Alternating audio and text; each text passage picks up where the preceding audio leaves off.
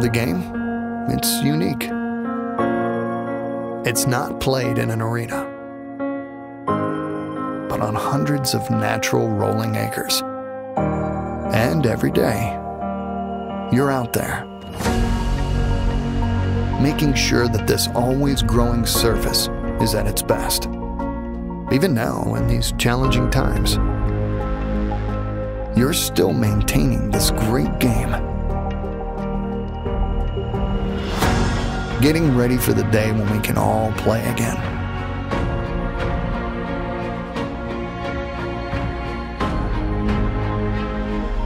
So, thank you. From the club managers, teaching professionals and staffs, the tour players, and especially the 60 million amateur golfers all over the world. Because we know every course is built once.